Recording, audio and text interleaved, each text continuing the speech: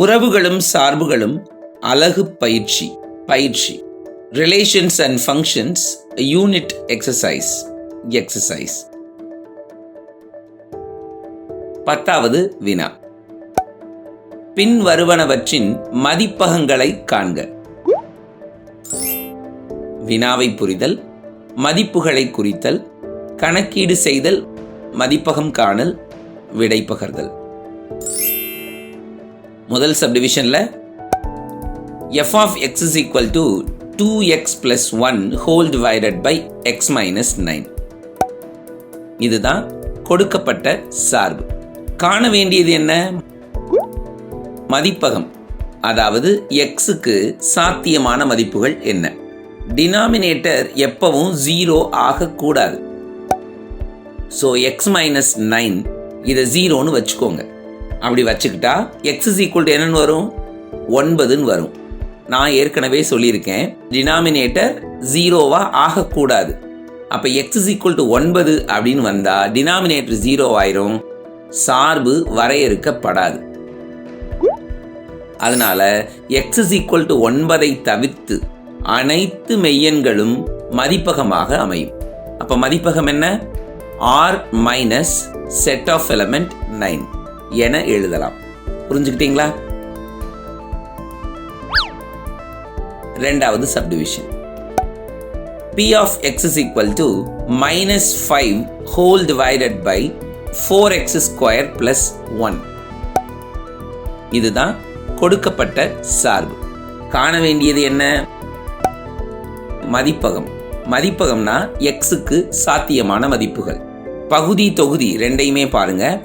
இதுல குறிப்பா பகுதி 0 கூடாது, ஞாபகம் வச்சுக்கோங்க.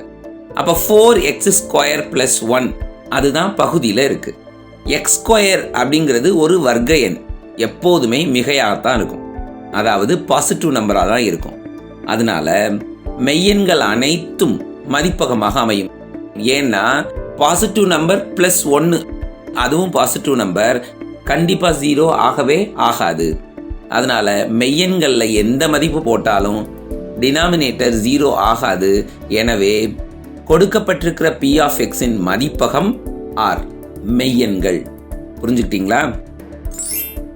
ஸோ வினாவில் பகுதி 4x ஸ்கொயர் மைனஸ் 1 என கொடுக்கப்பட்டிருந்தால் எக்ஸின் மதிப்பு அதை ஈக்குவல் டு 0க்கு நேராக பேலன்ஸ் பண்ணுனா எக்ஸின் மதிப்பு என்ன கிடைக்கும்?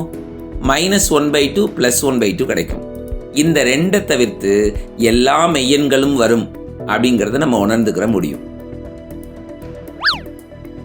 இப்ப டினாமினேட்டர்ல மைனஸ் 1/2 பிளஸ் 1/2 ரெண்டையும் சப்ஸ்டியூட் பண்ணி பாருங்க. 4x square minus 1, 4 1/2 whole square minus 1, 4 into 1/4 minus 1, 4 cancel ஆயிடுச்சுன்னா 1 மைனஸ் 1 0ன்னு வந்துருச்சு. மைனஸ் 1/2 சப்ஸ்டியூட் பண்ணாலும் நமக்கு அப்படிதான் வரும். ஸோ டினாமினேட்டர்ல 4x ஸ்கொயர் மைனஸ் 1 அப்படின்னு வந்திருந்தா நமக்கு மதிப்பகம் என்ன? மைனஸ் 1/2 பிளஸ் 1/2 தவிர்த்து மிச்சம் இருக்கிற மெய்யெண்கள். ஸோ மதிப்பகம் r minus the set of elements minus 1/2 1/2 அப்படின்னு கிடைக்கும். புரிஞ்சுக்கிட்டீங்களா? மூணாவது subdivision. g of x is equal to square root of x minus 2. கொடுக்கப்பட்ட சார்பு என்ன? g of x is equal to root of x minus 2. காண வேண்டியது மதிப்பகம், அதாவது xக்கு சாத்தியமான மதிப்புகள். g of x சார்பு வர்க்க மூலத்தில் இருக்கு. எனவே xின் மதிப்பை பிரதியிடும் போது அந்த வர்க்க மூலத்துக்குள்ள வர்ற எண்கள் குறை எண்களா அமைய கூடாது. புரிஞ்சுக்கிட்டீங்களா? அப்ப எக்ஸோட மதிப்பு கண்டிப்பா 2 அல்லது 2க்கு மேல தான் இருக்கணும். அப்படிதானே? ஏன்னா 2க்கு கீழே நம்ம சப்ஸ்டிடியூட் பண்ணோம்னா கண்டிப்பா அங்க என்னதான் கிடைக்குது? நெகட்டிவ் தான் கிடைக்குது. மைனஸ் இன்ஃபினிட்டில இருந்து பிளஸ் இன்ஃபினிட்டி வரைக்கும் ஒரு நம்பர் லைன் வரைங்க, அதாவது மெய்யெண்களுக்கான நம்பர் லைன், எண்கோடு. இதுல எக்ஸோட மதிப்பை மைனஸ் 1ன்னு போட்டா g of மைனஸ் 1 என்னவாயிருது?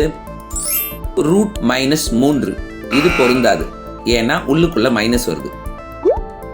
எக்ஸுக்கு 0 போட்டா g of 0 ரூட் -2 வருது, இதுவும் பொருந்தாது, உள்ளுக்குள்ள மைனஸ் வருது.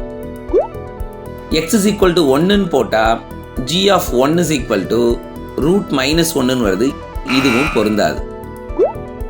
x is equal to 1.9 போட்டு பாருங்க, g of 1.9 போட்டா அதுவும் பொருந்தல, ஏன்னா ரூட்டுக்குள்ள -0.1 வருது. x equal to 2 போட்டா நமக்கு g of 2 ரூட் 0 வருது, அதாவது 0 கிடைக்குது, இது பொருந்தும். x equal to 3 போடும்போது g of 3 என்ன கிடைக்குது, நமக்கு ரூட் 1 கிடைக்குது, இதுவும் பொருந்தும்.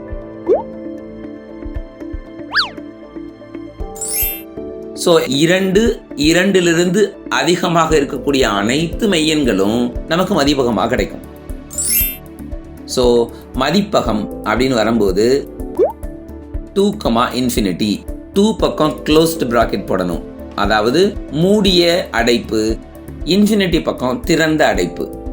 ஏன் மூடிய அடைப்பு போடுறோம்னா அந்த எண்ணும் உட்பட்டது. புரிஞ்சுக்கிட்டீங்களா? 4வது சப்டிவிஷன்.